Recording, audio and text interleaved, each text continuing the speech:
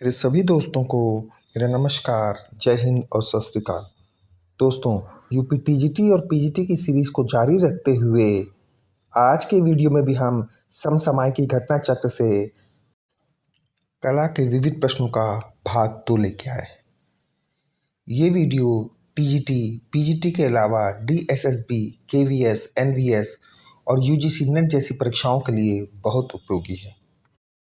पहला प्रश्न है, अमेरिका के प्रथम राष्ट्रपति कौन थे? George Lincoln, George Washington, bill Clinton और जॉर्ज डब्ल्यू बुश। तो इनमें से अमेरिका के प्रथम राष्ट्रपति जॉर्ज वॉशिंगटन थे। कौन थे? George Washington. अगला प्रश्न है, रैम किसका संक्षिप्त रूप है? ऑप्शन है रैपिड एक्सेस मेमोरी का, रैंडम एक्सेस मेमोरी का, रोलिंग एक्सेस मेमोरी का और रैपिड एक्यूरेट मेमोरी का। तो बताइए आप लोग कौन सा आंसर सही होगा? तो रैम का संक्षिप्त रूप है रैंडम एक्सेस मेमोरी। अगला प्रश्न है, पीडीएफ फाइल का पूरा नाम क्या है? पोर्टेबल डाटा फिब्रार, portable disk format, portable disk function, इनमें से कोई नहीं। तो पीडीएफ का जो पूरा नाम है वो है पोर्टेबल डॉक्यूमेंट फॉर्मेट। अगला प्रश्न है, फादर ऑफ कंप्यूटर कौन है? ऑप्शन है हरमन हालरिथ, बिल गेट्स, मार्क जुबेरबर्ग और चार्ल्स बेबेज। तो दोस्तों, father of computer Charles Babbage को कहा जाता है। किससे कहा जाता है? चार्ल्स बेबेज को फादर ऑफ कंप्यूटर कहा जाता है। अगला प्रश्न है, विश्व फोटोग्राफी दिवस कब मनाया जाता है? ऑप्शन है 5 सितंबर को, 19 अगस्त को, 14 नवंबर को और 7 दिसंबर को। तो विश्व फोटोग्राफी जो दिवस है वो 19 अगस्त को मनाया जाता है। अगला प्रश्न है, देविका रानी रोरिक को इनमें से कौन सा पुरस्कार मिला था? दादा साहब फाल्के पुरस्कार, ज्ञानपीठ पुरस्कार, भारत रत्न और इनमें से कोई नहीं। तो बताइए आप लोग कौन सा पुरस्कार मिला था? दोस्तों, देविका रानी रोरिक को दादा साहब फाल्के पुरस्कार मिला था और ये पुरस्कार प्राप्त करने वाली वो प्रथम प्राप्तकर्ता थी। अगला प्रश्न है, वर्तमान में अमिताभ बच्चन की वर्तमान में अमिताभ बच्चन को उनकी किस फिल्म के लिए राष्ट्रीय पुरस्कार मिला? ऑप्शन है सरकार राज, ब्लैक, कभी खुशी कभी गम को। तो दोस्तों, वर्तमान में उनकी फिल्म पा को राष्ट्रीय पुरस्कार से सम्मानित किया गया था। किससे? पा को। अगला प्रश्न है, ज्ञानपीठ पुरस्कार किससे संबंधित है? या प्रश्न ये भी पूछा सकता है कि ज्ञानपीठ पुरस्कार किस क्षेत्र में प्रदान किया जाता है? ऑप्शन है कला, साहित्य, नाटक और संगीत। तो बताइए आप लोग ज्ञानपीठ पुरस्कार किस क्षेत्र में प्रदान किया जाता है या किससे संबंधित है?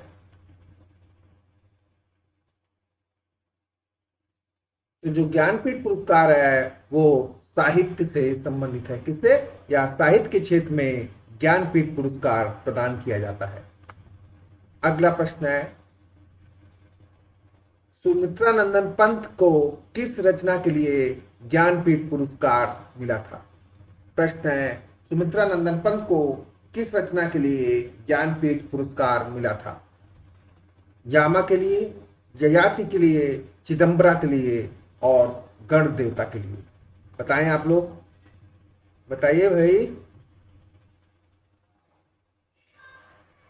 तो सुमित्रा नंदन पंत जो थी उन्हें चिदम्बरा के लिए ज्ञानपीठ पुरस्कार मिला था। किसके लिए? चिदम्बरा के लिए।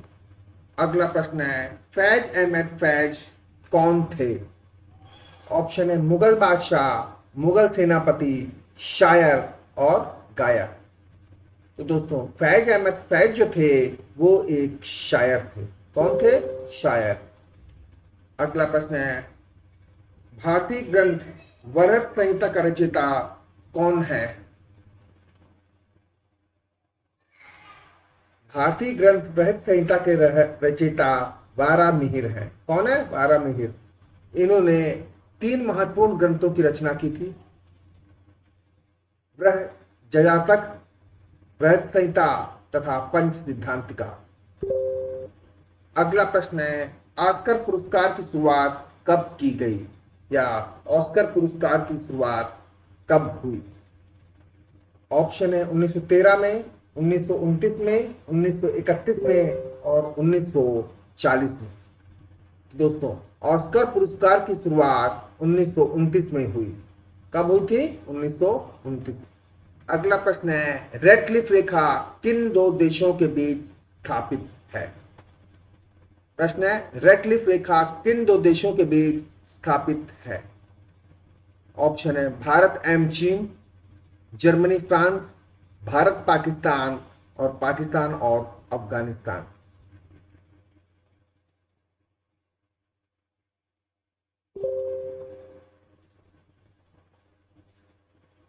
तो दोस्तों, जो रेडक्लिफ रेखा है वो भारत और पाकिस्तान के बीच स्थापित है। किसके बीच? भारत और पाकिस्तान के बीच। अगला प्रश्न है, बिहू नृत्य कहाँ का है? उड़ीसा का, असम का, मणिपुर का और छत्तीसगढ़ का। तो बताइए आप लोग। बिहू जो नृत्य है वो असम का प्रसिद्ध नृत्य है, जिसमें युवा लड़के और लड़कियों द्वारा ये नृत्य किया जाता है। कहाँ का नृत्य है? असम का। अगला प्रश्न है, मांडी और झगोर लोकनृत्य किस राज्य से संबंधित है? कौन सा? मांडी और झागोर लोकनृत्य किस राज्य से संबंधित है? झारखंड, उत्तराखंड, गोवा और छत्तीसगढ़। तो बताइए सही आंसर कौन सा होगा? तो इनमें से मांडी और झागोर लोकनृत्य गोवा से संबंधित है। कहां से? गोवा से। अगला प्रश्न है, मृगनयनी का महल कहां स्थित है? ऑप्शन है धार में, कोटा में, हैदराबाद में और ग्वालियर में। तो बताइए कहां स्थित है मृगनयनी का महल? मृगनयनी का जो महल है वो ग्वालियर में स्थित है। कहां स्थित है? ग्वालियर के किले में मृगनयनी का महल स्थित है। ग्वालियर के किले के अंदर 6 महल हैं। इसमें से एक महल राजा मान सिंह की रानी मृगनयनी का महल भी है और इसे ही गुजरी महल भी कहा जाता है। ये भी प्रश्न पूछ सकते हैं कि गुजरी महल कहाँ है या गुजरी महल किसे कहते हैं? तो दोस्तों, जो गुजरी महल है वो मृगनयनी के महल को कहते हैं। अगला प्रश्न है, मूर्तियों पर आर्काइक मुस्कान कहाँ की मूर्तियों के लिए प्रसिद्ध है? ऑप्शन है ग्रीस, रोम, इजिप्ट और मेसोपोटामिया। तो दोस्तों, मूर्तियों पर आर्काइक मुस्कान ग्रीस की मूर्तियों के लिए प्रसिद्ध है।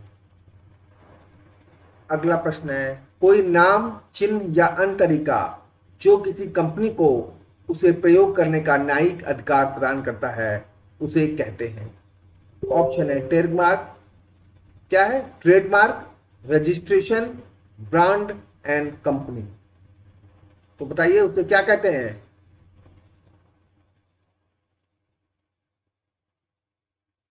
उसे ट्रेडमार्क कहते हैं।